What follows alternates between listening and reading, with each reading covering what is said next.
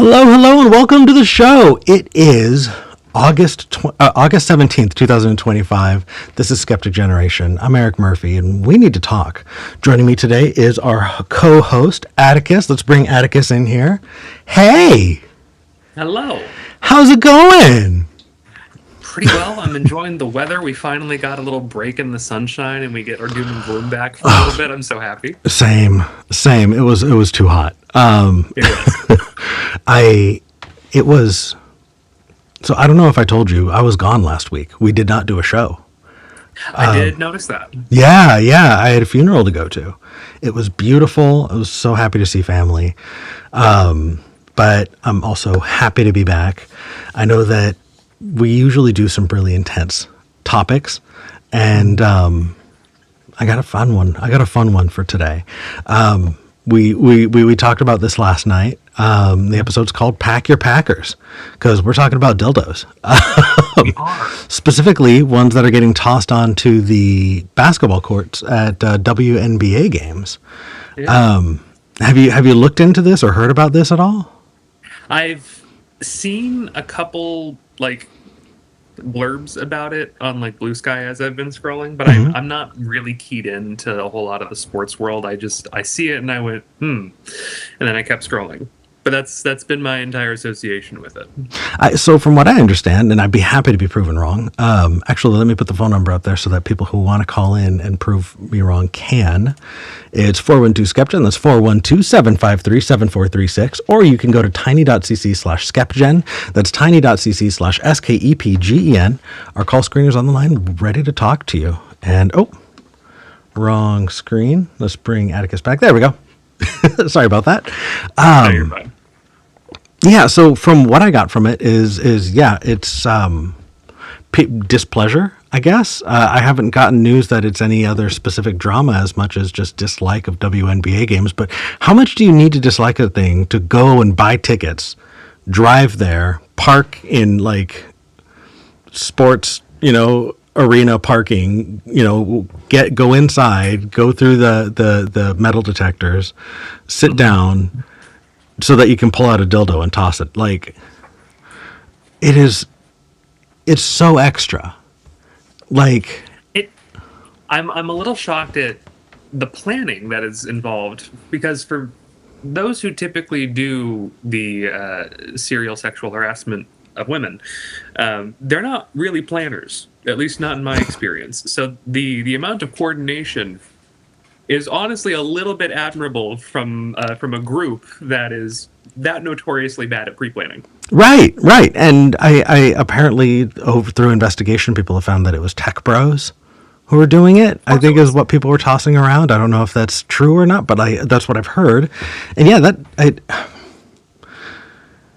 here's the thing that gets me, is when asked, these kinds of people who do these stunts will say, "Oh, I'm not sexist. This isn't for sexist reasons. The WNBA just sucks." Yeah. It's then why did you toss a dildo? How is this not related to sex when you are explicitly making it sexual? Your harassment is sexual in nature.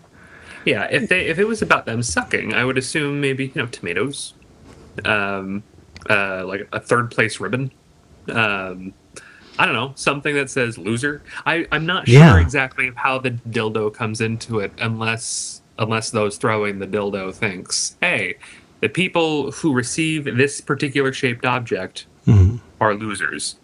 So, just people who hate women, casually. Right. And it's extraordinarily frustrating. The idea that you can enter into a conversation from there feels... No.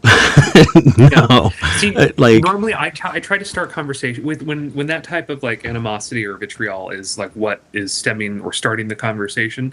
There's not much place to go, because they seem to know that that's why they're doing it, and it's not like some middle school kid who's throwing out a slur without really knowing what it means or knowing the context of what it means. It's grown men taking. You're an adult. You went and bought a dildo. Yeah. Yeah. Or they brought theirs from home because they like being pegged by their wives, but they don't talk about that. No, And that'd they be gay. threw it onto the court. Yeah, it's. I don't know. I think that the ethos that I kind of want to address in this is this idea that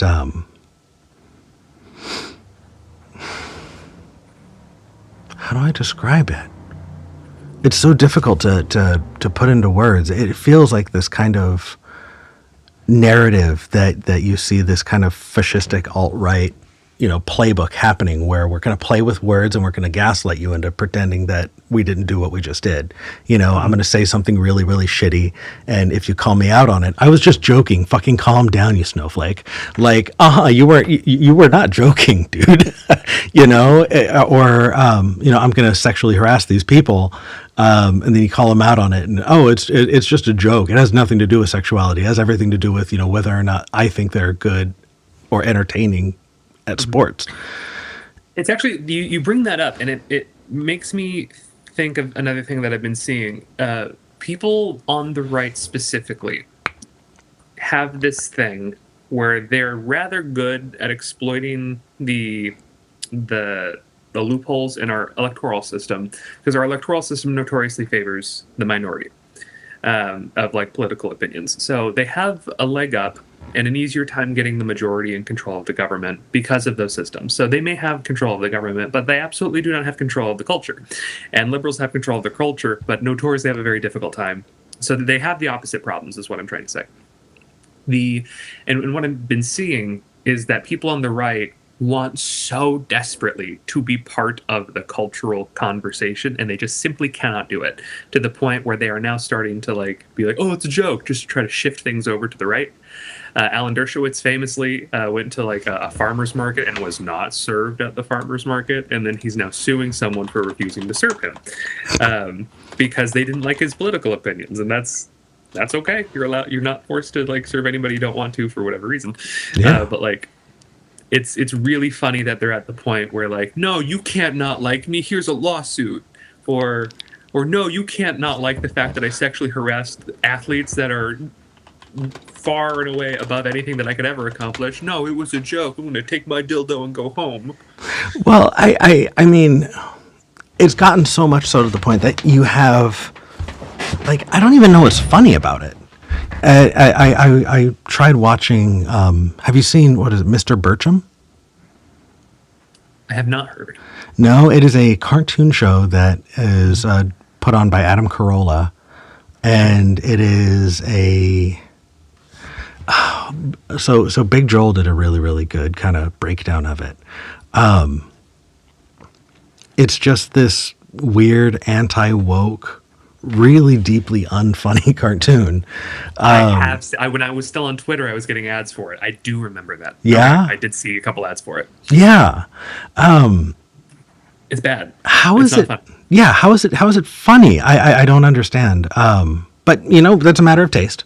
We do actually have somebody calling in who wants to talk about it. Let's grab Hodai in Basque, from Basque country. Hey, long time no see. Yeah, let me make sure that your audio is up a bit. Yeah.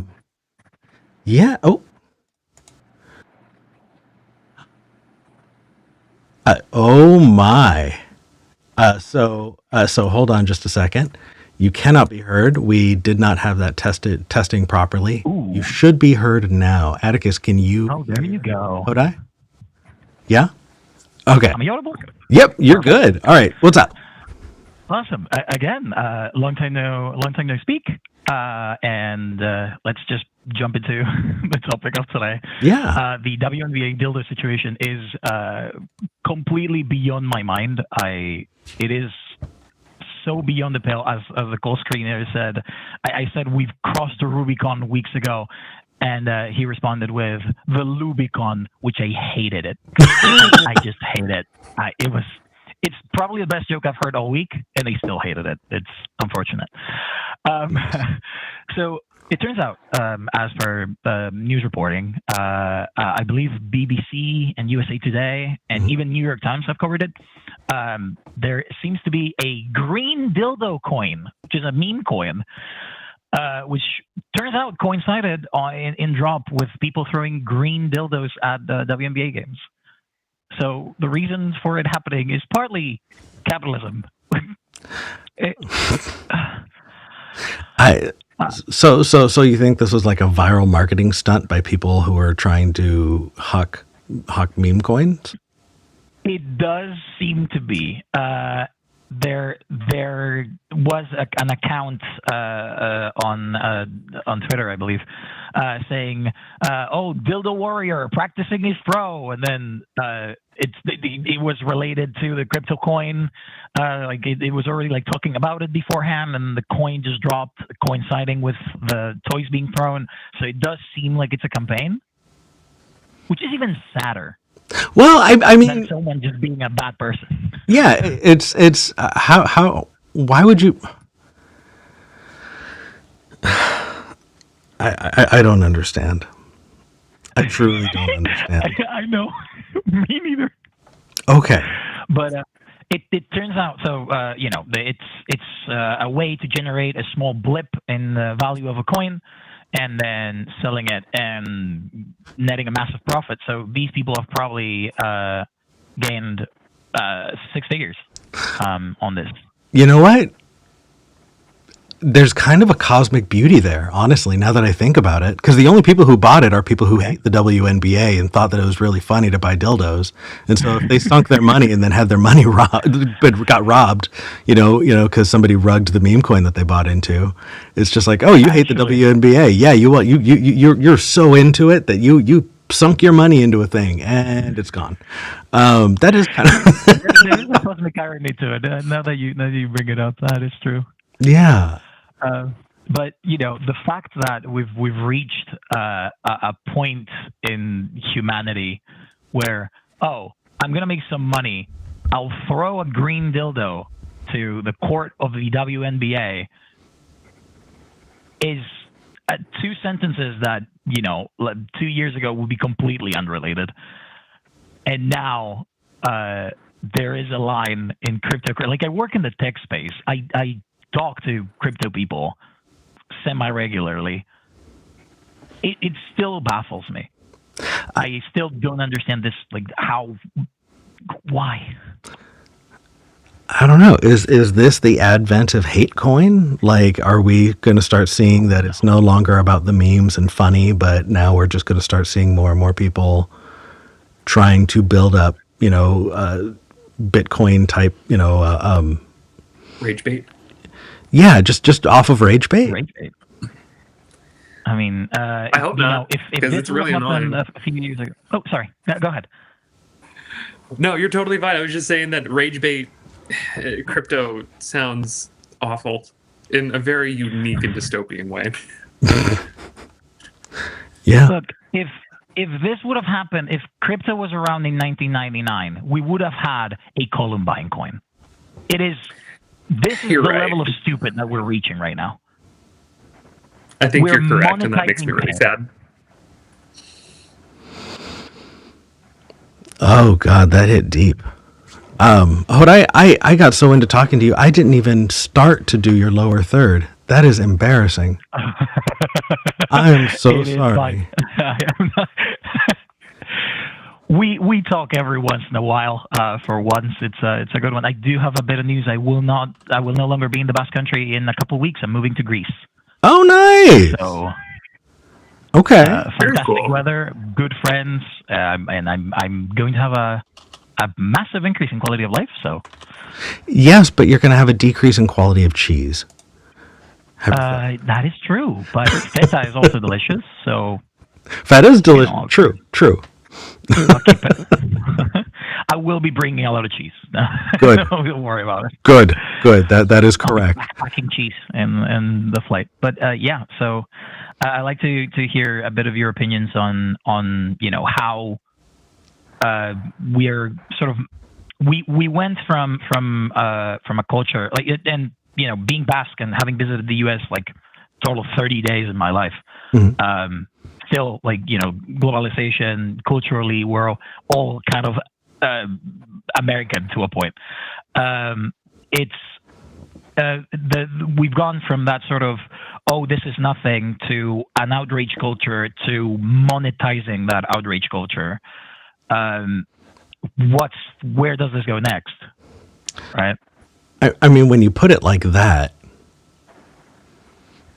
I think that it might just be that, Atticus, what's the name of the Australian guy who founded Fox News? Rupert Murdoch. Rupert Murdoch. Yeah. It could just be that Rupert Murdoch was the first on the train to really seeing how much you could monetize outrage. Yeah. You know, or an early adopter of that. But this feels different. This doesn't feel like outrage necessarily for monetization. This feels like, I know that this has gotten brought up over and over on the show, especially recently, but it feels like the potency of these conversations is being destroyed when they fuck around with it. It feels like when you have a conversation about sexism, you know, if people do stupid shit like this and we wind up having these conversations, it feels less impactful.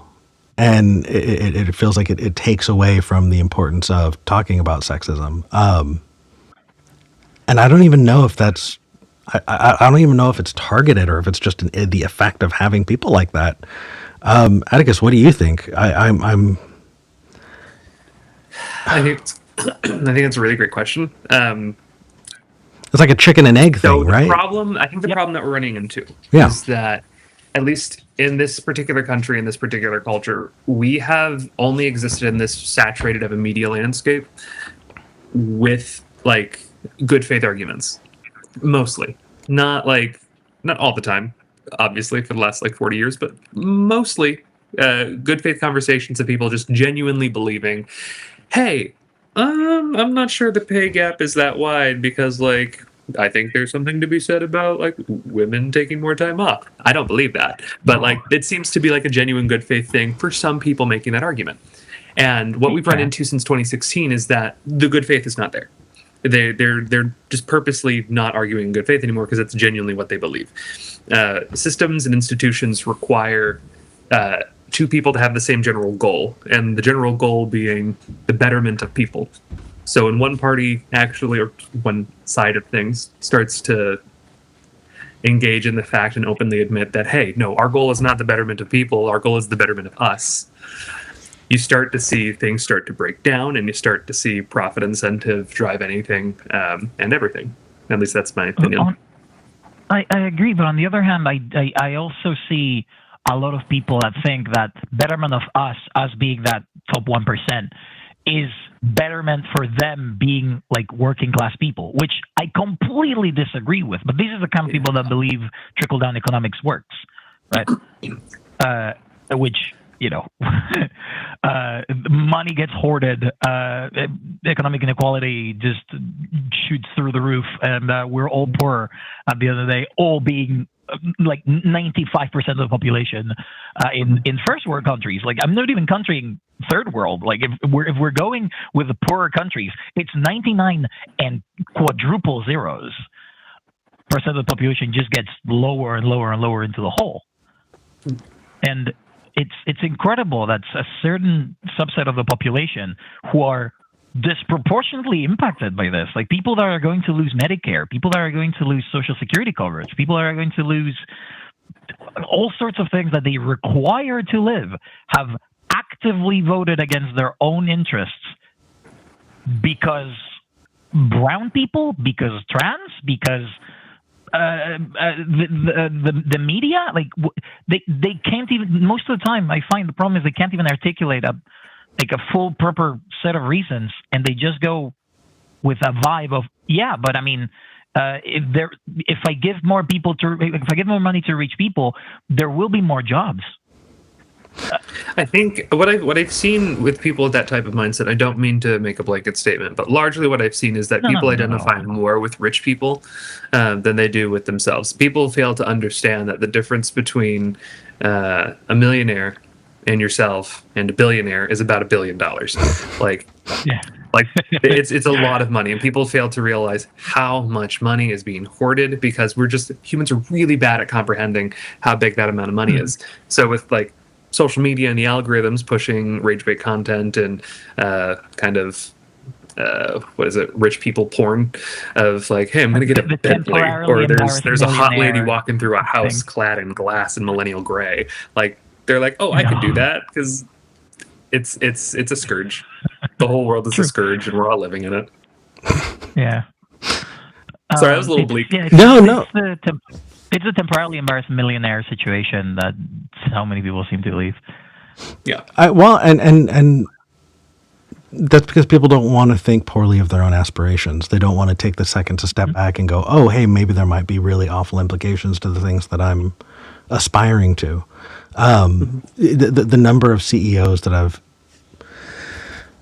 when I lived in Austin, Texas, the number of entrepreneur, CEO, tech space people that I met, that I interacted with, who had weird mantras that they would tell themselves, hoping that they can, bring money out of the ether and into their hands. This weird, like it was just fucking like crazy. Mysticism almost. Like almost like mysticism. Oh, absolutely. Absolutely. Not even almost. This kind of CEO mysticism is, oh my God, we need to actually define that. Because, it's the secret kind of vibes. Yeah. It's, God. That's exactly what I was thinking. So let me shift this just a little bit. Hold on a second. And it's gone. That's okay. It will come back. Yeah. It was a boomerang. It will come back. Atticus, can you help me fill in while I try and claw back this point that I was trying to make? Sure. I think it's really interesting. I'll just talk about something that I thought was interesting while you were talking about that. The money mysticism, the financial mysticism is something that I've been noticing more and more of. You have like people like Dave Ramsey and now Caleb Hammer coming up in the same vein. You have like tech gurus almost, like the guy that started WeWork, or who's the lead singer of 30 Seconds to Mars, Jared Leto. He's got a cult of stuff that he's doing now. It's just it's so interesting what adoration and what money does to someone's mind, and I can't help but think that it's somehow permeated beyond like event horizon for millionaires and permeated out into the public consciousness with the rise of social media. Like everybody thinks that, oh, I could get this. I had an interaction on TikTok like 2 weeks ago where some person was sitting in their car and his whole brand is like money guru. I can help you. I'm a life coach. I can do that. And he referred to women as females constantly basically every single conversation that he had. And I just made a quick stitch. I was like, hey, don't call women females because it's really demeaning. And then we got into like little posting war back and forth, and it was just so fucking annoying that this guy was in his Honda Civic on the side of the road posting and talking like Mark Cuban or Elon Musk. And I'm like, what are you doing? What are you doing? It was weird. It's been weird, and it's getting weirder, and I think that's what's happened. I think the worm brain billionaire thought process has escaped the event horizon, and it's affecting everybody through social media. Yeah. Sorry, I had that tangent ready. No. Yeah, no, completely agree with it. No, I totally lost it. Yeah, no, entirely gone. It'll come up after the show, I'm sure. We are going to do an after show. So for people who want to join in the after show, link is in the description. We're going to be hopping on Discord, just hanging out. So feel free to join us. But that said, I really appreciate you giving a little bit more information to this. So it was a marketing stunt. Yeah, it was. Well, it seems to be like that is what everything indicates. Yeah. There have been things that have tied together to sort of point at this very definite direction. Like I think the first case of someone throwing a dildo wasn't. I think it was just a random person just being weird. But the second one seems manufactured. Interesting. I think just someone got the idea, and I think they pointed at this, as you said. You did mention that this kind of waters down conversations about sexism and about the impact of women in sports, right? I think it's very specifically chosen for this kind of outrage culture thing. It's like, oh, so what's going to cause the most media impact? Like if this would have been, instead of WNBA, would have been like a disabled women's league, they would have gone for that. Well, that will cause more noise and more pain. I'm not even so much thinking about the people who were, trying to get the attention as much as the conversations that it was kicking off. Because the conversations that I saw people having was, well, women don't, women in the WNBA, these sports, these professional athletes don't deserve to be paid or don't deserve to be paid enough. And they don't deserve to be paid enough because they don't get enough attention or they don't draw enough views or whatever the case is. That is the conversation that it leads into. That is the conversation people want to have, right? And it reminds me similarly of how I hear people say, "Oh, wow, we need to get rid of DEI because I want the most qualified person in." It's like, okay, what are you implying, right? It's this barely concealed bigotry that is hiding under very, very shitty statements, and no one's. That's kind of an argument that I have internally, because sometimes it's barely concealed and other times it's barely coherent. Like they heard it from someone. I think it's most effective when it's not coherent, because you just get lost in the muck, right? And I feel like that's what they've gotten really, really good at. Is denigrating important issues and then effectively making sure that everybody looks like shit at the end of it. There is that statement. I remember talking to new upcoming YouTubers who wanted to get into wars where they would post and repost arguments with each other and create drama. And the advice that I gave was, don't get in the muck with them. They're going to pull you in and you're never going to get out. Don't wrestle with a pig because you both wind up dirty and the pig's going to enjoy it. That kind of thing. Pigeon playing chess. I mean, yes. And I guess the question from here then is, do we just not engage? When, if professional athletes are getting sexually harassed, do we as a society not engage? Do we not show solidarity? And in showing solidarity, are we denigrating that? Go ahead. No, I think we could go the route. I don't think not engaging is smart, but I do think that ignoring it is worse. So I think it could be that we could go the route of how they handle people who go on sprees of killing people. We could talk about it. We can talk about how gross it is, but not really the person who perpetrated it, and be like, hey, this makes you look bad, this is why, and just kind of end it there. The lesson to be had, amplify the lesson to be had, and then leave the pig to its devices.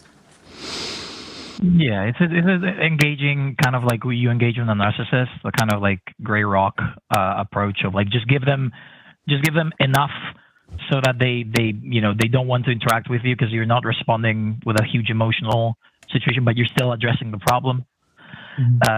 Where does that line where do you paint that line when people's lives are at risk? It's not like if you have a narcissist that you're dating a narcissist and you're wanting to end the relationship. It's not the same thing as a subset of the population are acting in a way where people are going to die.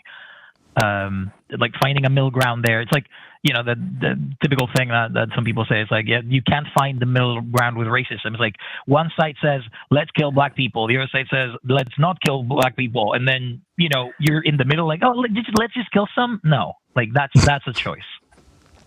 Right. Yeah, you got it. And that carries the implication that you are the target audience. Which is not the case. We are not the target audience for this. So us engaging is not what they're looking for, not what they're hoping for. They're hoping to find people who agree with them, who are going to support them so that they can begin community in their bigotry. And so even if we gray rock them, who gives a fuck? They weren't aiming for us anyway. You know what I mean? Sure.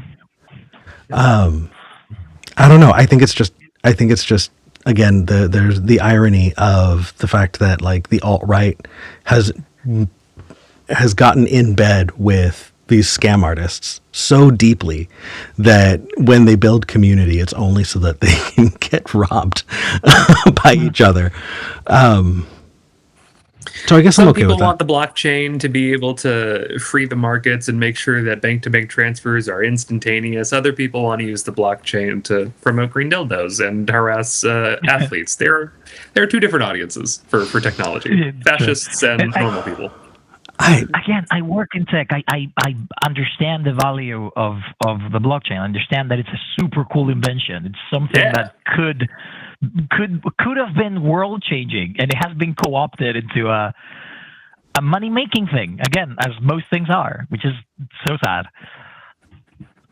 Have they figured out a way to turn the blockchain into porn? Because that's how most technology is used. I'm so curious as to how they've done that. Well, that was a conversation that I had with someone, which again, friend in the tech space.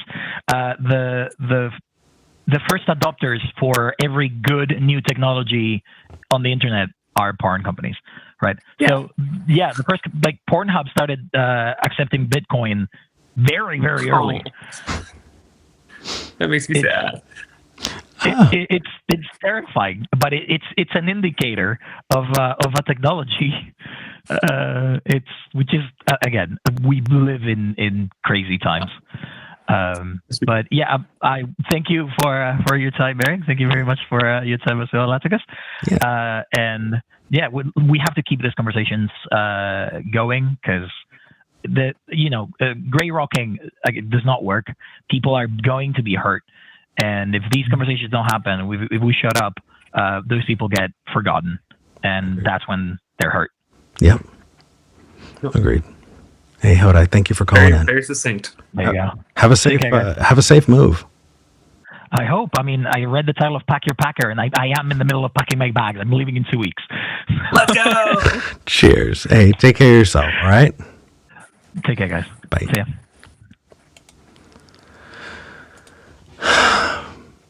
Should we take a moment to explain what a packer is for those who may not know? People don't know what a packer is, do they? Live chat. So. Do you know what a packer is? Let's find out. You and I exclusively live in a world where basically most of our social circle is trans, so we may know what a packer is. But for those who don't, a packer is something typically used by non-binary and or trans masc folks to kind of alleviate dysphoria that they may have from having so some women worry about having a flat chest, so some women may take the gender affirming step of getting a padded bra to increase their cleavage size, which is good for them. Great invention. I say that as somebody who has a set myself. But for trans men and non-binary people who want to express more masculinely, they have the option to use what is called a packer. And a packer is basically just usually a silicone or a rubber or a weighted fabric insert that you put in your pants to give a little extra volume or weight or momentum to that area of your body to make you feel a little bit less like your foot's in the wrong shoe. That's how I've been describing gender dysphoria. Putting your foot, like your left foot in the right shoe. Yeah. That's how your body feels all over, and it's not great. But like a packer can help alleviate that. Yeah. Just like breast forms can do that for some trans women. It's very cool. It's a very cool gender affirming thing, and it's been around for like half a century at this point. Yeah, absolutely. Absolutely. Yeah. Oh my gosh.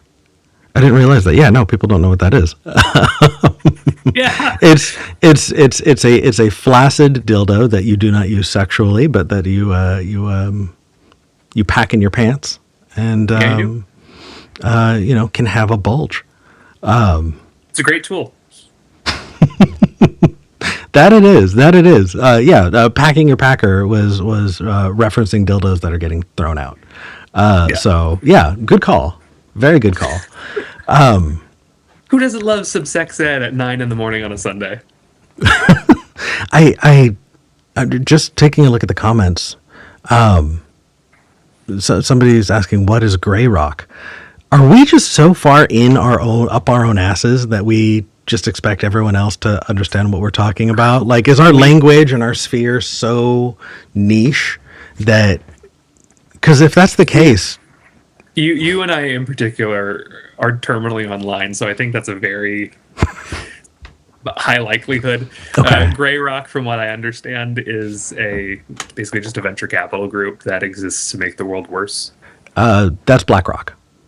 Oh, okay, I'm wrong. Okay, Yeah. now I get to learn. Eric, what's Gray Rock? So gray rocking is a method of response to narcissists. So if you have a narcissist in your life, someone who feeds off of your energy, right? They constantly want your attention, and that can be from abuse, that can be from love bombing you, but whatever the case is, however they can get it from you, that's what they're getting. They want to manipulate you, they want to control you, they want to just isolate you away from people and be your source of everything, make you dependent on them. And so if you look at the different responses, right, the fight, flight, freeze, fawn, none of them really work, because if you run, they'll chase, because they know that you're now, you're keyed into them. You are now making your life about them, even if it is to run away from them. If you fight them, great. Tension is still on them. Like if you fawn over them, you're giving them exactly what they want. So how do you deal with a narcissist who just wants that, right? I have some family who, so in Spanish, they're called chismosas. They just love to gossip. They just, and if they get the opportunity, they will create drama and they will wrap you right into it. And anything you say, if you're interested, cool, you're wrapped into it. If you're not interested, oh, so you're better than us? Whatever the case is, there is no good answer. And so gray rocking is where you answer, you just make yourself really boring. If they say, oh, hey, how are you doing? Oh, good. Oh, cool. What have you been up to? Oh, just working. You don't give them fuel, and you make yourself not an interesting target. So Like a gray rock. Like a gray rock, and so they'll move on. Cool. Yeah. Oh my gosh. If you didn't know too, I'm glad we brought this up. Yeah. Yeah, I'm learning. I love learning new things. Right. And so when Hodai was talking about gray rocking these folks that are creating these Bitcoin, or creating these social media stunts based around bigotry, the idea is, if we don't do anything, we will alienate those people we should be supporting. Mm-hmm. If we get angry, we're just feeding the trolls. If we, any variation thereof. And so if we just are ambivalent about it, maybe that is the best response. Because honestly, that's a whole lot better than my initial thought. My initial thought is we need activism. We need, we need people fighting. And if we're not going to fight, then maybe that should be the thing that we do. or at least as an I don't know. The structure of the platform is so different. You know, what we do for ourselves versus what we ought to do in society is just so different. Atticus will come back. We have seen this before. So I'm just going to keep this up, and we'll see how quickly it takes for them to come back. Or actually, I'll just bump over for a sec. Okay. Where was I? There you are. Hey. Hi. Atticus, I completely lost my train of thought. That's Sorry okay. about that. That's okay. That's okay. Everything working out okay? Yeah, I think so. I think I just have weird Wi-Fi. This happens a lot on my work calls too, where I'll just disappear for about 10, 15 seconds, and I just have to tell people on the line, no, hold that thought. I'm not done with my investigation. You need to. Yeah. So. Okay. Well, actually, now I'm back on it. When people ask me, hey, Eric, what do I do when I'm talking to a family member? I talk to them the way that I see you talk to people on your call-in show. It's like, no, don't do that. That is a really bad idea. You are going to not have a great relationship with family if you say, hey, you're fucking full of shit, knock it the fuck in. You know what I mean? You know, things that I can say on this show are because this is the platform for that. You know, let's have your crazy uncle call in so I can call him on his bullshit instead of having to make your Thanksgiving awkward. You know, similarly, like if we're paying attention to the platform that we're in, then gray rocking a narcissist in your personal life is a great idea when it comes to getting them to stop harassing you. But we as a society, should we turn away when we see shit like that happening? Yeah. You know, it's great for the individual, but is that good for the gander? You know, is that good for society? Yeah. I don't know. Like, I'm trying to take it to the extreme. So let's say we have like a fascist rally. Like, do counter protesters not show up? If counter protesters don't show up, what happens to the rally?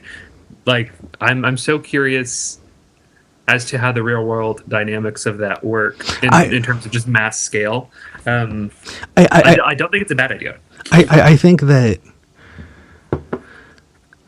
if there was a hate rally and no cameras showed up, no news showed up, and no counter protesters showed up, I think Did it really happen? I think they would view it as a failure. No, probably. Also, it's just not documented. It never happened. They didn't exist. So that could be something that they genuinely hate. I don't know. Let's move on. And oh God, we have a caller who wants to talk about gender ideology. Oh, incredible. That's my favorite subject. Is it? Yeah, I love gender ideology. Summer, you're live. Mostly because it doesn't really exist, but sure. Good morning, gentlemen. So I'm the only gentleman, but yeah, I'm a trans woman. No, I'm not a gentleman. But hi, how are you? How's your Sunday? Good. How are you guys doing? I'm doing really well.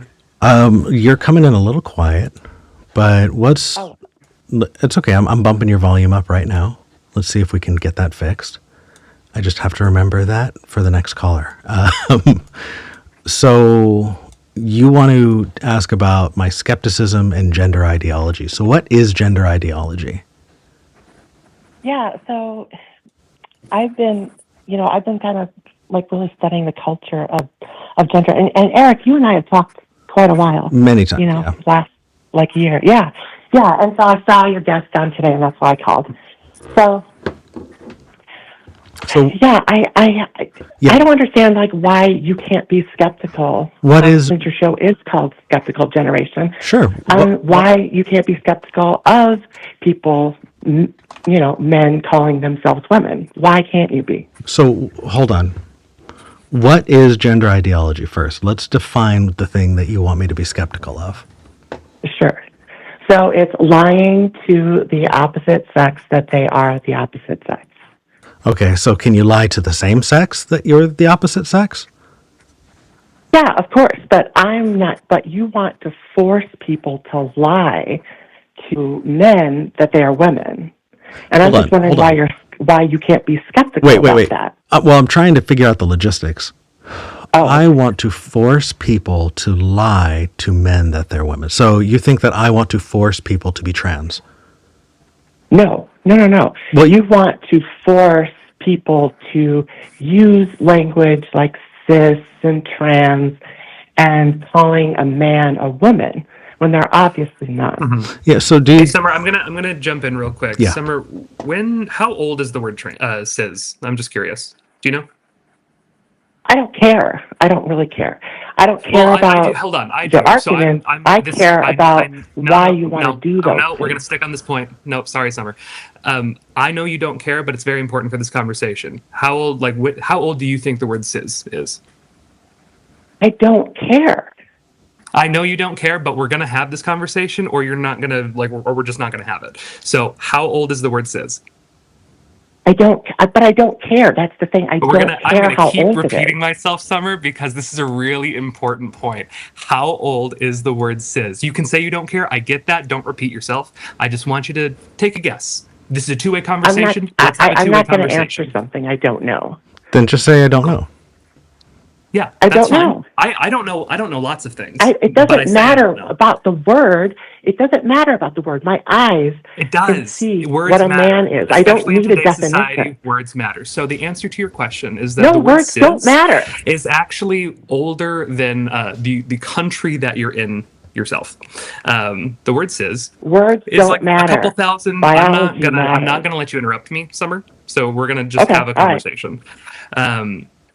The word cis is older than a lot of countries. It's thousands of years old. It just means same side of. And same with the word trans, like transatlantic flight to cross the Atlantic. If you were to have a cisatlantic flight, you'd be on the same side that you started on. So it's not like I'm not trying to shove a new word down your throat. I'm using an old adjective to describe things that currently exist. I'm glad that we're on the same page now. We can move on. Summer.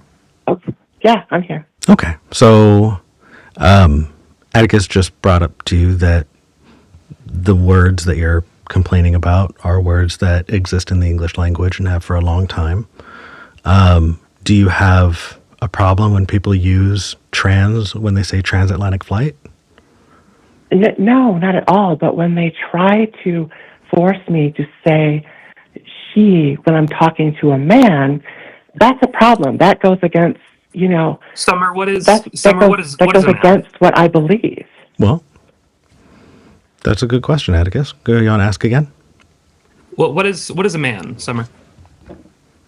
A man is someone with a penis. Okay, there are people who are women, not trans people, cisgendered women who have penises. Are they men? Look, I know you're going to try to use words to confuse the subject, and that there's that very small percentage of people that are intersex and blah, blah, blah. But Yeah. that's not going to work with me. It's not going to work on me. I want to know why you guys can't be skeptical of this whole movement. Okay, so I'm a trans woman, so let's just talk to me about that.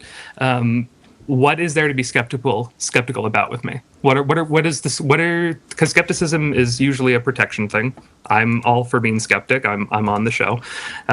What exactly are you nervous about in terms of accepting people who say, "Hey, I'm trans. I'm a woman"? Right. Well, they're delusional. They're lying to themselves, and they're forcing themselves into my spaces where my daughter, I don't want my daughter to have her first period in a bathroom where there's a man in a dress. Okay. So here's something that I always try to remind people when we're talking about trans women, or basically trans anybody in any bathroom. The reason you're scared of trans women being in the women's restroom is because you're scared of men in the women's room. You're not scared of women being in the women's room. But trans women are men. You are scared of men being in the women's room, and that's rightly Yes, so. Because men do terrible things to women. I am scared of men being in my bathroom, and Cool, I don't me want too. men Because in if my I go into the bathroom. men's room, I'm going to get assaulted because I look like this. That's why trans women use the women's room, because we are not men. So then, why can't you guys say? Why can't this only be a men's issue and go, hey guys, you cannot assault men that walk into the men's restroom in a dress.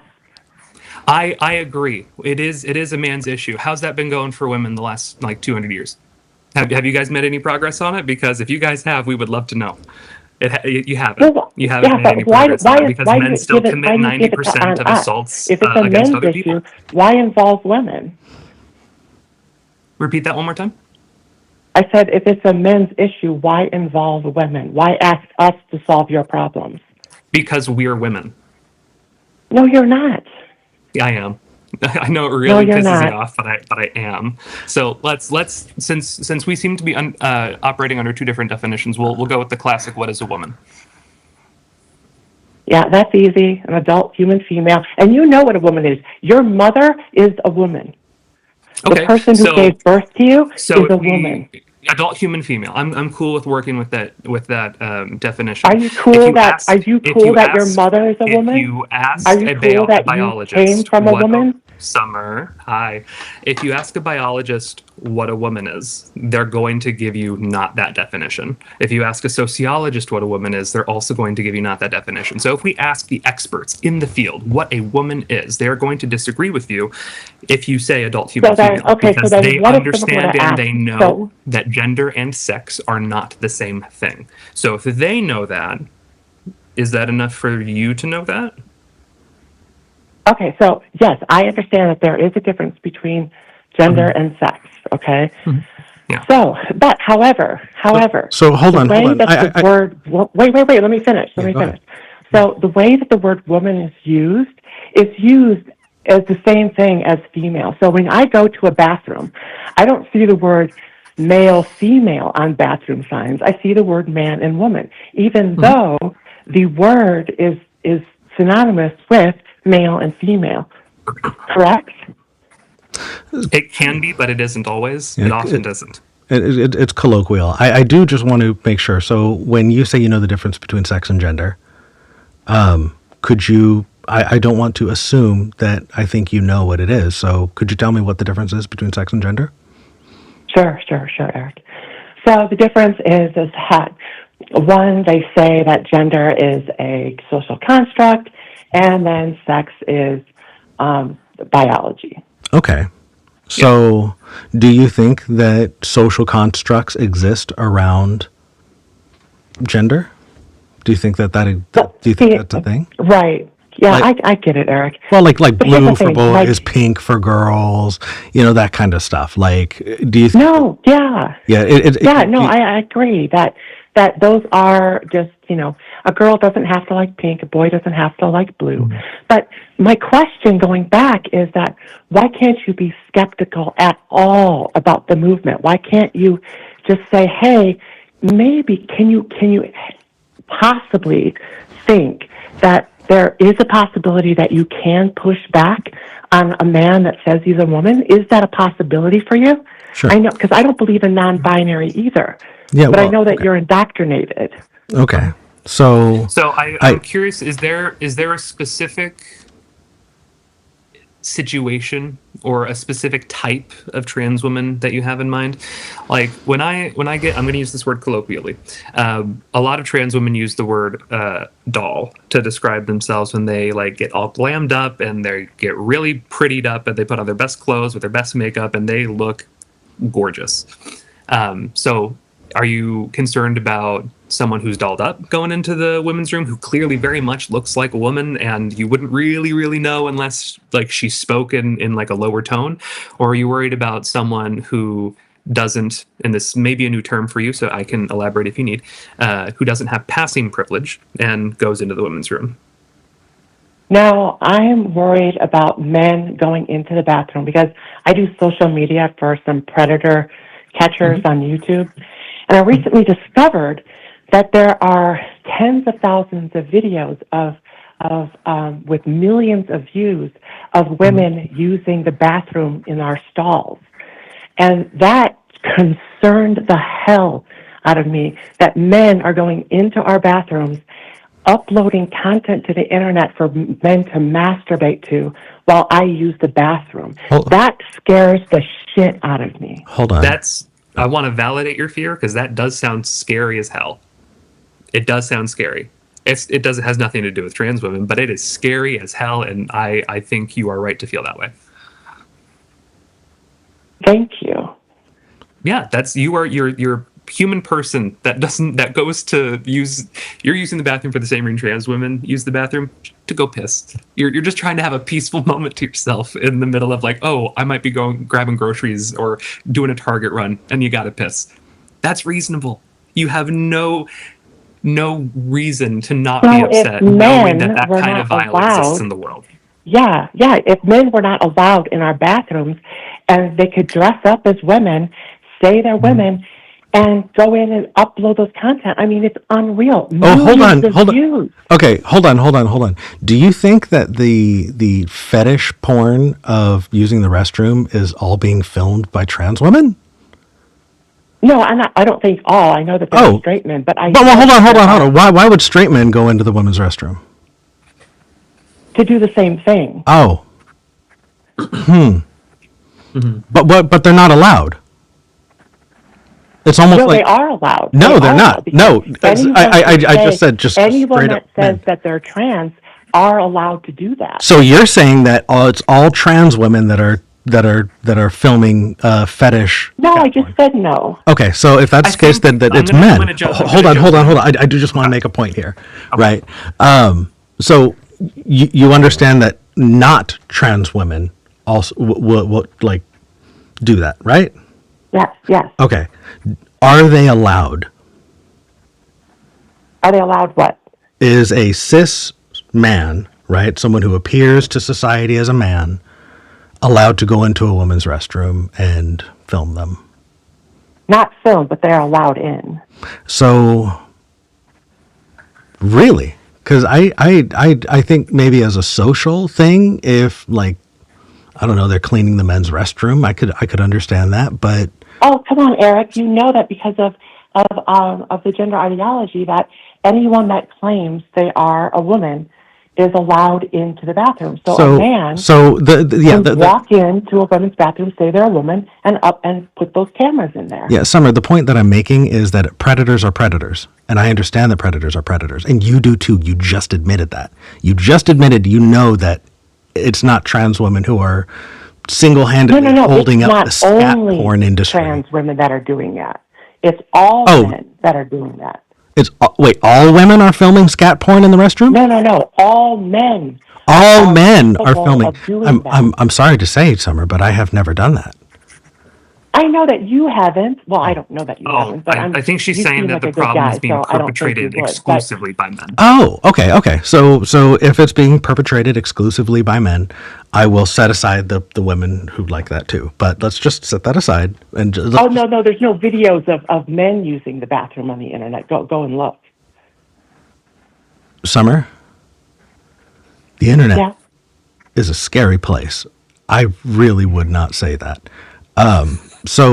But moving on from that bomb that you weirdly dropped, Sorry, I'm blushing. Yeah, so predators are going to predator, and they should be arrested. The idea that men are doing it, men fucking suck. I am a man, and I will say that I totally understand why people choose the bear. Like, dudes can be scary. Fully understood. And I fully get it. And also, it sounds like you are transferring your fear of men onto trans women. And that's because you don't. Right. So I'll let you finish. Yeah. No, it's okay. The question that I'm trying to get to from here is, do you think that we are lying to ourselves or each other? Do you think that like trans folks think that they have penises and vaginas that they don't have? Like, do you think that the conversation is about biology? I think the conversation is about, reproduction, like the gametes, right? Right. So you think that when a trans person says I'm trans, what they're saying is, I believe I know what my gametes are. I'm saying that they are satisfying their fetish, their AGP fetish, and that they're using that to cancel people that don't agree with them. So let me try and roll that back a bit, because I'm not sure if you answered the question. Let me see here. So if a trans person says that they're trans, are you saying that they think that they like know their gametes and that's what they're expressing when they say that they're trans? No. What if a trans person says that they're trans, what are they saying? They are saying that they want to be the opposite sex. And is so biologically, socially, what are we talking about? All of it. Okay. Okay, can I actually jump in? Please, really, trans person, go for it. Exciting point. Yeah. Wait, before you jump in, real quick, I just kind of want to define one other term. That when someone says that they're a trans woman is a woman, they're using the word woman in the definition of trans woman. And so I think that that's a circular argument. But we can move on. I just want to mention that real quick. I mean, if someone says they're a blonde woman, they're still saying that they're a woman. They're using the word woman to define it's verb and adverb or noun and pronoun. It's just a little modifier. So I don't see any issue with trans women using, hey, I'm a trans woman. I'm just a type of woman. But just so fun fact. There isn't a type of a woman. There's only one type of woman. Yeah, there are blonde women and tall women and short women and brown women and white women and all sorts of different kinds of big women. Yeah. No, you're mixing the words. There's so many different types of women. It's incredible and lovely, and that's why I'm a lesbian. You're not a lesbian, dude. Fuck, dude. See, this is what I'm talking about. Gender ideology. Hold on. So it's really interesting. Do you think it's a sexual thing for me? Let's have a one-on-one here. Eric, I'm sorry. Summer, do you think it's sexual for me? Oh, definitely. How often do you stand outside my bedroom, Summer? I know how men think. I mean, I've been a woman my entire life. So right, but I'm not a man, so that kind of negates the whole purpose. But like, and you get a hard on when you put your panties on. Like, I get that. You're making a big claim. Do. You're making a big claim, and I'm not going to let you off of it because it's not a sexual thing for me. It never has been. It's basically never actually ever come into my personal sex life with any of my partners. So you dress as a woman when you have sex. Like, you're a fetishist. No, that has literally nothing to do with it. And you would know that if you just talk to trans people. Like, not even just me. There are some trans people that like all sorts of different kink play and type of fetishes. But for me specifically, it has nothing to do with it. How would me identifying as a woman... And I type in woman in porn, I never see a dick. Like, not once will I ever see a dick if I type in woman. But if I type in trans, then I see all kinds of dicks. Yeah, that's because cis men like to objectify us because they view us as lesser, because they don't view us as men. That's why you see a lot of that type of pornography. But here, I want to make this something very clear. Porn is not real life. Porn is a commodity. It is a good that is bought and sold and created for people to basically... It's a fantasy. It's a fantasy. It's a role play. It's not real. It's not real life. So I'm not really interested in discussing I'm not really interested in discussing your preferences or proclivities for your pornography. That's for you and your God. I'm more interested in how your views affect real life people like me, because I'm just going into the women's room to piss. I'm not there to record anybody. I'm not there to get my rocks off. How do I know that? I'm literally just going in there to do the same thing you're doing. And I'm curious as to why that's such a big issue. All right, here's the issue. So men are the most violent. They are the most predatory.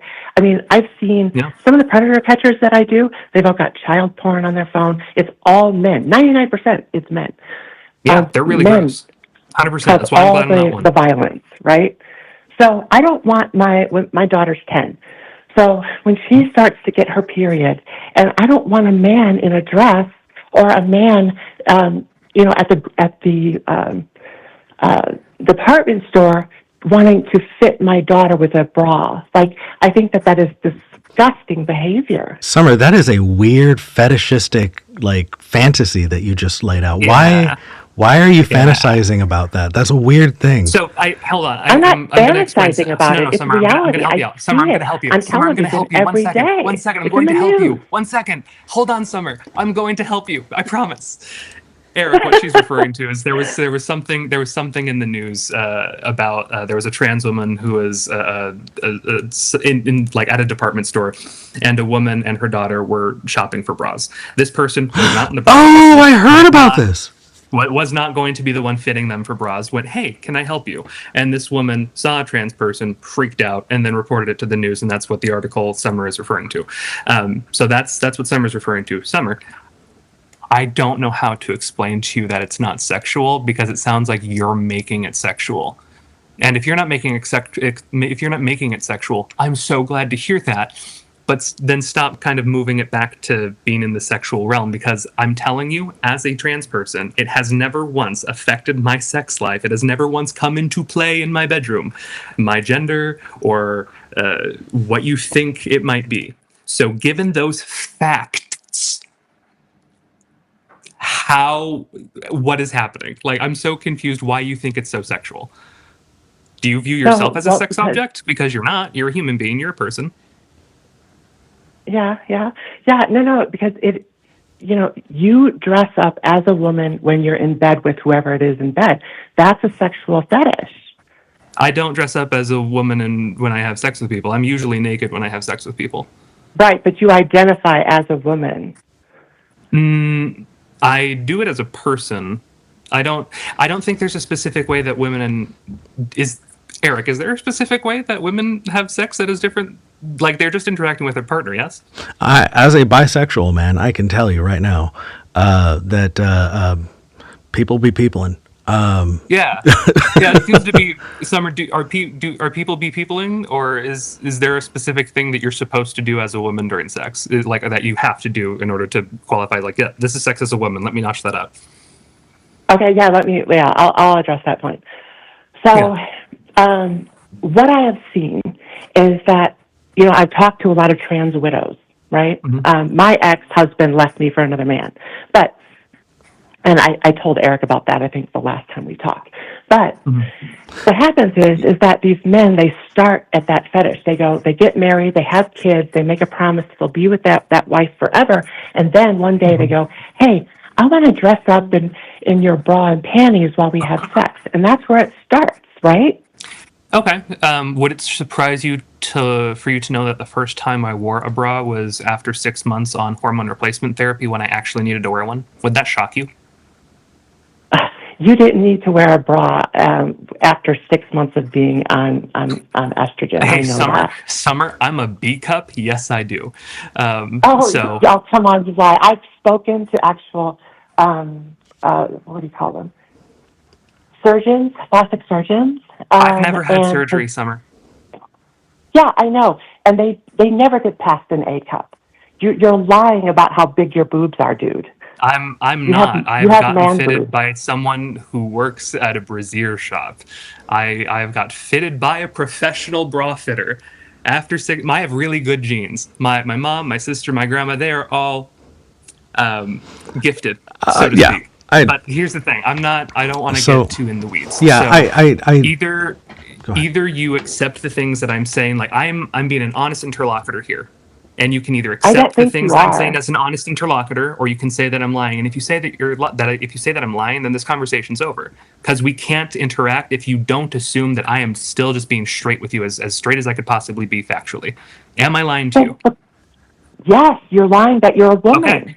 So how am I supposed to believe anything else you say? I don't want to talk to you. If you and I cannot just be honest people and talk directly to each other as frankly as possible, and you don't believe me when I say that I am, we have nothing to talk about.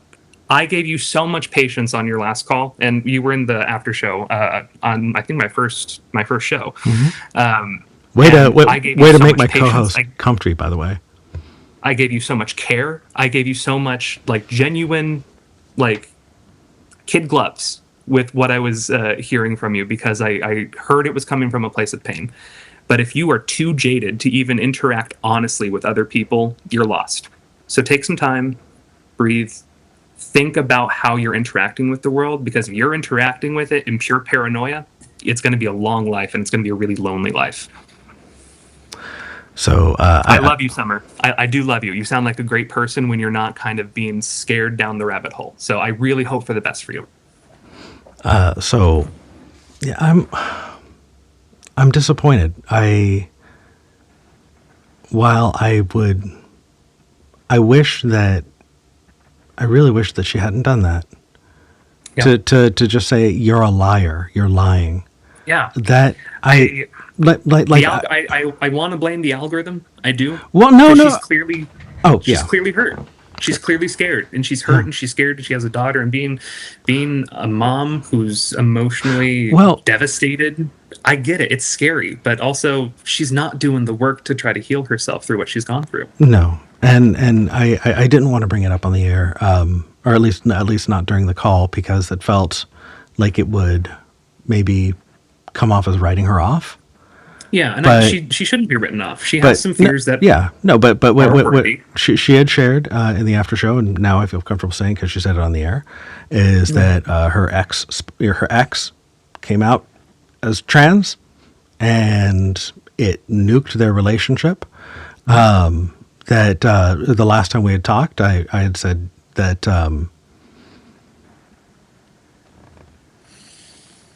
it makes sense when you sign up for a thing, a relationship, and that's not the relationship you have. That's understood.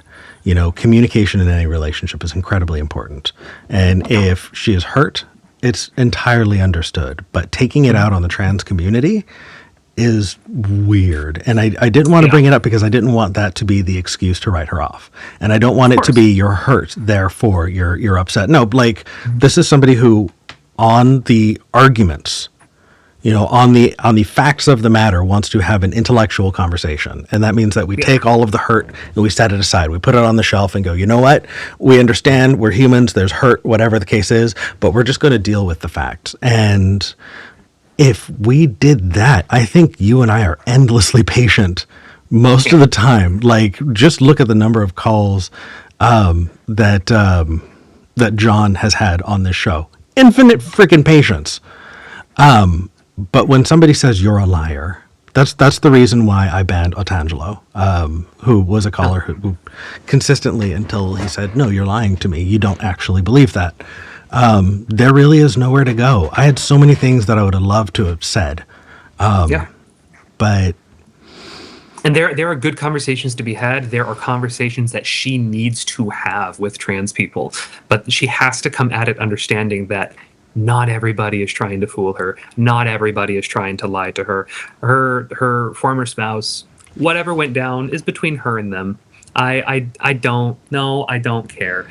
But the fact is that just because you slept with one trans woman doesn't mean you've slept with all of us. And it's weird to think that you think you have. In this country, conservatively, there's 3 million of us.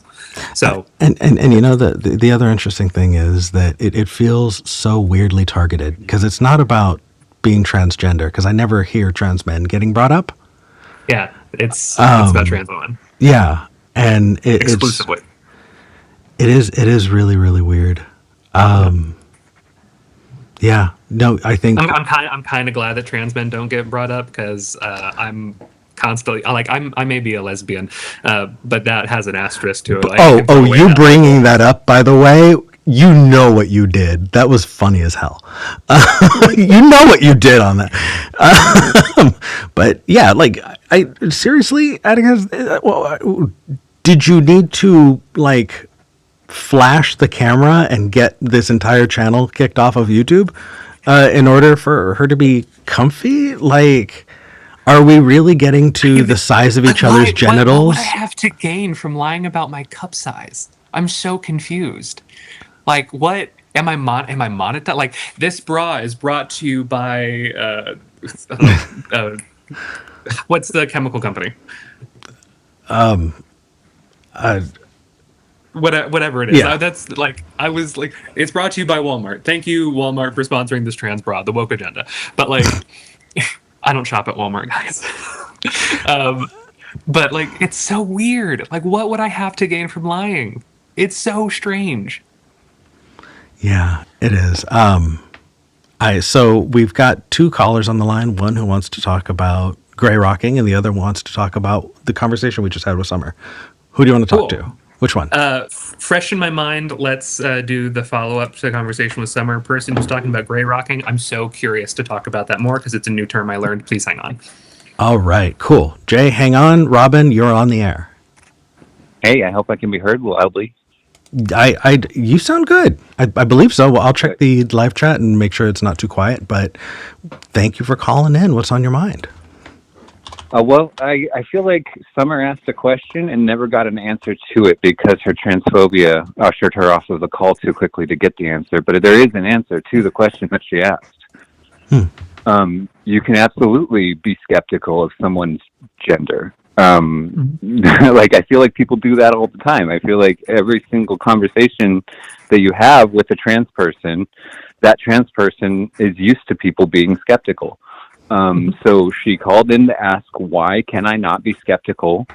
The core of her question is, why do I have to be seen as a bigot for being skeptical? But like, I have I'm a non-passing trans person, and I'm a trans person who does not wish to be female, who does not wish to reconstruct their genitals. And I feel like I can participate in this conversation. And I don't know. I'm going to stop talking and let you talk for a second. No, Robin, I think you and I are in the same boat. I wanted to bring this up with Summer, but like I'm not like a trans woman in the way. Like, I don't have a whole lot of dysphoria in terms of. I think the two things that give me the most dysphoria are my voice and my height. I'm 6'3", so I'm quite tall, and my voice is unmistakably masculine. Yeah. So, but I've thought about voice training, but that's. Feminism means being able to be the type of woman that you are without apologizing for it. So I feel like it's a betrayal of the feminists that have come before us to try to voice train. But like, I'm a brick, and I try to downplay how brick I am when I'm in public. But like, whenever I am like feeling the way that I'm dressed, whenever I feel like I look good, that will cause my voice to go down on its own. Like right now, I'm very I'm being heard by people who I can't see. So like I sound more masculine because I'm worried, or like not worried, but like I'm not comfortable. Yeah. So but whenever I am extremely comfortable, I gain a lisp that you might not hear right now, and I gain I don't know. It's just a more effeminate, softer tone. But I also want to talk about a couple of things that she brought up. One is not true for you, that is true for me, and about that is that, like, it's not about sexuality for me, but it kind of is, and that was too confusing. I'm going to explain more. Okay, so there was a sexual component for me when I was first learning about my body. When I was very, very first learning about my body. First of all, I didn't know what transgender meant because I didn't have that word in my lexicon. And the very first times that my mother caught me cross-dressing, which I call cross-dressing because at that time I didn't know I was a woman, so I didn't identify as I identified as a male because that was what I had. But the very first times that she caught me, she accosted me. She attacked me, basically. And I was bleeding from my arm, and I was pushed up in the corner of the room, and she demanded to know if I was gay. And that was how my transition, my coming out to the first person in my family ever went. Like, there was a sexual component to it. Like, if I did want to hoard feminine clothing so that when I had my alone private time, I could dress in feminine clothing and then do what I would have done anyway, and that is enjoy sex by myself. Now, that I know that's different than you, Atticus, but it took me a long time to unpack all this shit because it was another trans woman who I was in a relationship with who told me I was trans. And she was telling me this to hurt my feelings, believe it or not. But it was like in the heat of a conversation that we were upset with each other. But the fact was I was trying to cross-dress during our sexual times together because I wanted to express myself in this way. And it took a long time for me to unpack that. It's because I wanted to enjoy sex as a woman. It's because I wanted to be a woman while having sex. And that didn't go away from me. Now, this will surprise Summer. This is the part I've already flown in the face of what Atticus said. So there are some people who there is a sexual component for. I'm one of Absolutely. them. But I'm going to fly in the face of what Summer said now and say that once I started wearing my clothes, these are not women's clothes, these are my clothes. Once I started wearing my clothes every single day, that sexualization of me being dressed in feminine clothing went away entirely. Right now, I'm surrounded by clothing. I could put on very, very attractive things right now and feel very good about myself, and that would not cause me to be stimulated sexually. Now, it would cause me to want to go introduce myself to somebody, and hopefully they think that hopefully they like what they see and they want to interact with me in that way. But that's exactly why lingerie exists in the first place. That's why corsets exist. That's why all this... It's ubiquitous. That's a human thing. Yeah, and then the only other thing I'm going to say to fly in the face of Summer and what she said was that, and I've been, for the last 10 years, 2 of those years, I was in a relationship with a cisgender woman, a woman with a vagina, and was born that way. And for the other 8 years, I've been completely single. So it's not even like I'm just getting all of my sexuality from other people. It's like I just don't need it. Like, it was just a piece of me that was missing when I was identifying as male and I was dressing as a man. And the only time that I could actually expel that, like this burning sensation within me to do something about it, was at times when I was about to be sexual with somebody else or when I was masturbating. And that's not because it's a sexual fetish. It's because I wanted to express my sexuality as my gender, a woman. That's all I had to say, really. But I'd love to talk to you a little bit about it if you want. So I think that's really important. I think it goes to say that Summer could learn a thing or two from this conversation, and that people in general come in every way, shape, and size. They experience the world in every different which way. And just because I don't doesn't mean it wasn't something for her former spouse. It doesn't mean it's not something or doesn't play a part for you. And it's just it really drives me wild that people think that one experience means that's universal across the human spectrum, because humans are all different, even if they fit the same general demographic data. So I'm really glad you shared that, Rob, and that was really important. And this may surprise her. Sorry, this may surprise her too. It just came up in my head and I had to say it out loud. I don't use the women's bathroom. I intend to after I've had like $100,000 worth of surgery, because I don't want to get killed in the men's bathroom. But currently in the state of Texas, I don't pass enough, even when I'm dressed as femininely as I can. Unless I'm in like a gay club, I won't go into the women's bathroom because I don't want to be fucking arrested or some shit. So, like, I don't give a shit about, and like the idea that a woman can't record another woman in the bathroom taking a piss and then put that on the internet. Are you insane, Summer? No, why do you think people wouldn't do that even for money? Like, even if that's not their fetish, you don't think that a man would hand his fucking camera to a woman and say, hey, I'll give you $50 to go in there and take it. What, are you kidding me? You don't need an excuse. You don't have to live your whole life as a woman just to get fucking photographs of people pissing. That's crazy. And then also she told me to look on the internet and I wouldn't find anybody pissing. I found it on the surface level of the internet. I didn't even have to go digging deep. Robin, did you just fuck your algorithm in order to make a point? I'm so maybe. I'm so sorry. Next time, incognito.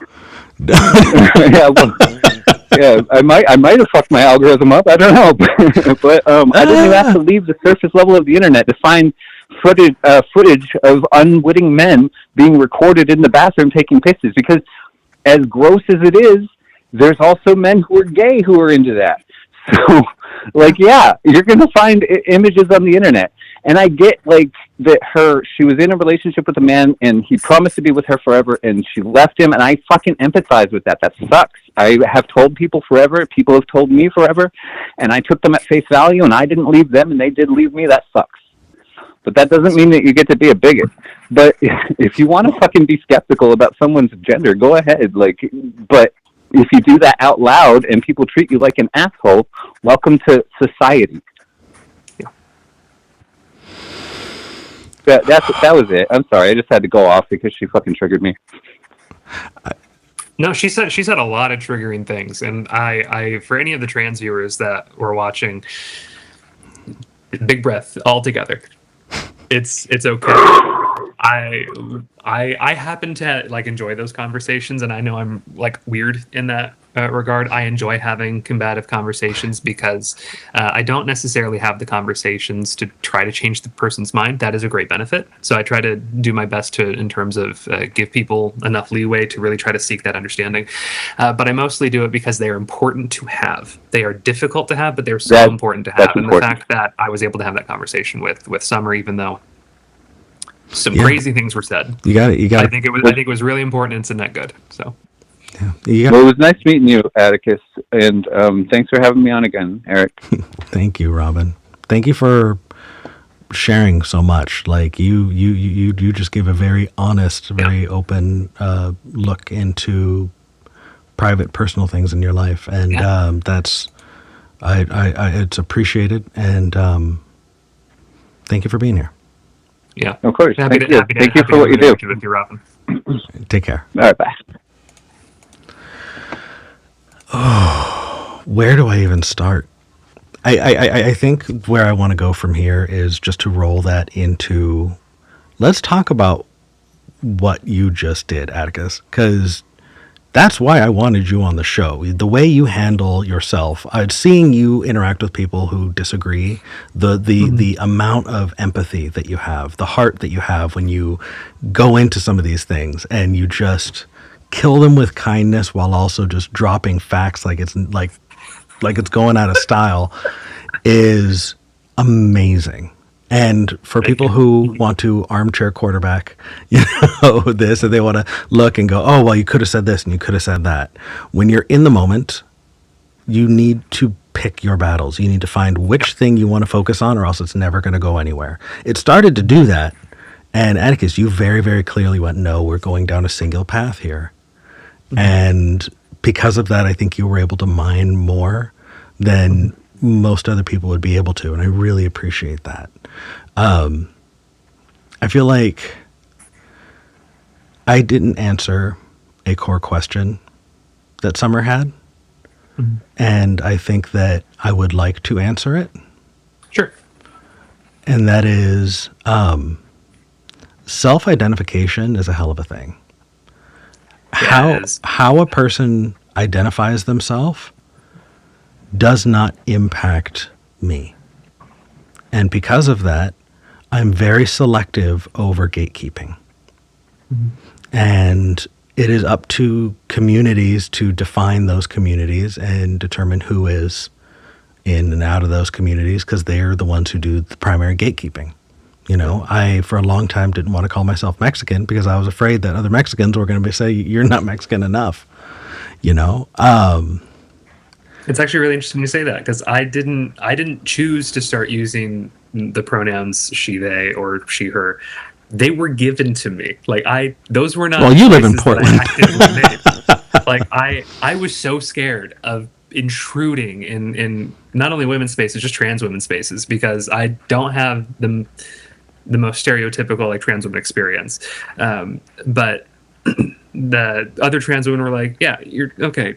So she was saying, and then would just keep talking and referring to me. And then eventually I was like, oh, I am just who I am. I've always wanted to be a woman. If I could start this world over and get to choose at a select screen, male, female, other, or non-binary, gender creature is how I describe myself.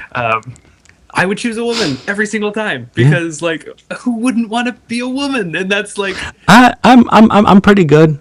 But I understand, where you're coming from. And I think that ultimately when it comes to gatekeeping, if it is a matter of gatekeeping, then my interest is gone entirely. Yeah. I'm not interested in determining who gets to be a part of the club. And you see arguments about that. And I think that largely in society in 2025, women have spoken up and they have said, you're a part of that community. I think that a very, very loud minority, like Summer, are bucking against that. And that is a gatekeeping conversation that I have no business being in for the most part. And honestly, I would love to keep talking to Summer when, big asterisk, when she can accept that I'm like interacting honestly. I will never turn down a conversation with somebody who disagrees with me, who's genuinely curious, who genuinely wants to understand the world better, and also accepts that I'm not lying to them. Yeah. Because that's against my entire like personal philosophy. And yeah, and not even as a show thing, but just as a person. Honesty is kindness, and that's how we've interacted as friends since I've known you. So it's just consistent. But yeah, why am I not skeptical when it comes to self-identification? Because that becomes a conversation about gatekeeping, and gatekeeping does not lend itself to ontological statements, which makes people really uncomfortable. But like, that's kind of how it is. For me, it's just because it doesn't really matter. Like, oh, are you a trans woman in a bathroom with a camera? Then you're weird and probably not a great person in general. So like, that's a reflection on that person themselves. It doesn't really matter what people call themselves in the bathroom, because if they're doing anything in the bathroom other than like changing a baby, doing their makeup, going to the bathroom, I have some questions as to why you might be in there, regardless of your bits or your gender. So. Yeah. Like, it doesn't matter. It does not matter. And there's another thing that you brought up, and then Jay, we'll get to you, I promise.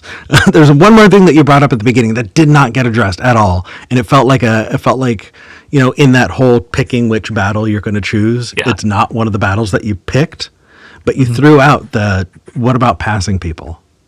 And what about passing people? What about, and for people who are in the chat who don't know what passing is, because I realize that language, passing is when socially people will see you and not recognize you as trans at all, but just as cisgendered in the gender that you are embodying. It's the exact opposite of moding. And this is another terminally online phrase that a lot of people won't know. So some trans women, when they go home for Christmas or something like that, even if they've socially transitioned at their new hometown, will go into like boy mode. And that's like, I might pull my hair back. I might wear like a sports bra to flatten my chest. I might wear baggier clothes and just try to be way less clockable in terms of being like a trans person. But being passing just means you're sailing. No one's gonna look twice at you. Yeah, and if that's the case, then in order to be consistent, you would need genital checks at the door, and that is out of fear of having your privacy intruded, to then do something that would require a insane privacy intrusion. It just doesn't make any sense. But that said, I know that we've gone far afield on this. Let's hop into our next caller who wanted to talk about gray rocking, and I appreciate that. Jay in Florida, you're live on the show. Hey, how are you all doing today? Hey, you know what? Who needs coffee? The conversation like the last one, I feel like my heart rate's up. I'm ready to rock. What's up? I took my smartwatch off, but I'm sure my heart rate's super high right now. Oh man, you guys handled that so well. I was steaming. Oh, I just shut up. I let Atticus go at it. That was really good. Yeah, she did great. Atticus, you did awesome. And by the way, I kind of like a little sultry voice, so yes, mommy, do it, please. Okay, let's keep this not kicked out. That's the exact same thing that I swear, between you and Atheo-Pagan, we're just going to get so demonetized. So you wanted to talk about gray rocking. What's on your mind? What's going on? Well, I have a term for it now because you described it, but I realize that gray rocking is something I do habitually in my life with just about anyone that I meet until I recognize that they are worth the time of actually engaging with. So if it's someone new that I meet, I have a tendency to just give them the blandest answers about me just to see how they respond to that. And I guess that's just because of my own personal trauma. Like, I grew up around a narcissist, so I take that up as like a habit just to kind of keep myself safe. So I think it's something we should do with people until we recognize that they're actually honest and worth engaging with. What do you think? I think that that is the healthiest response. That is not the response that I got from growing up with a narcissist.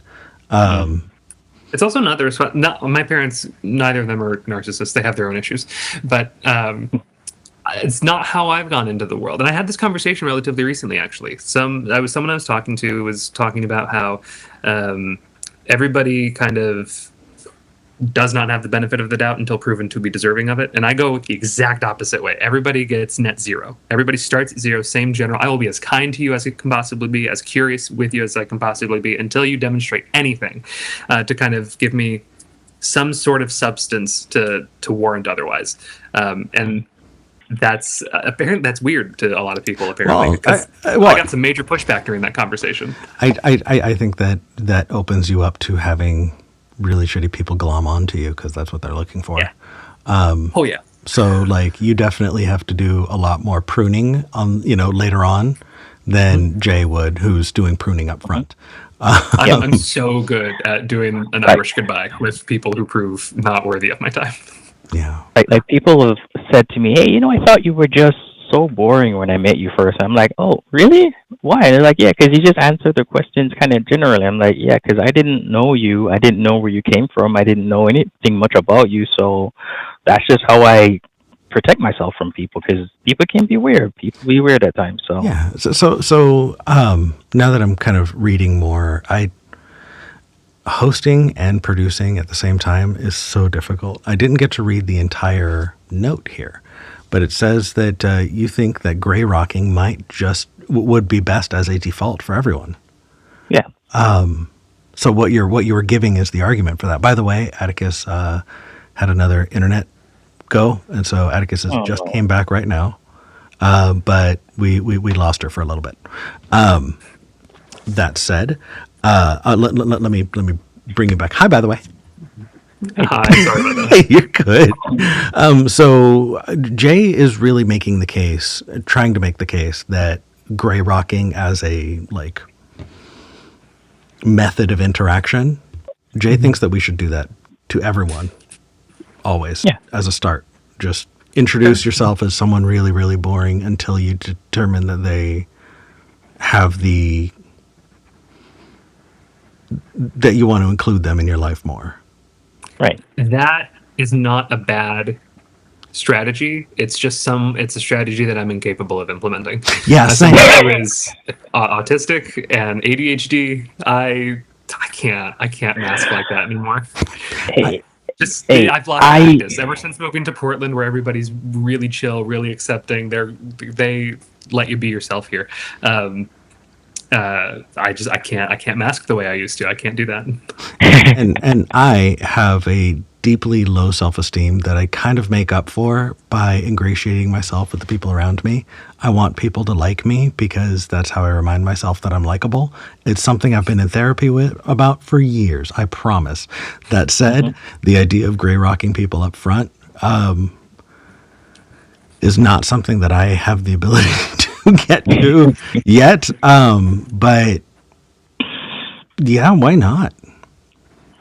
I mean, I have autisms, I have ADHD, but I'm extremely good at masking it. When I say extremely good, people think I'm like a functioning ADHD person. People look at me and think I'm normal and want to be my friend, and I'm like, I don't know why you want to be my friend.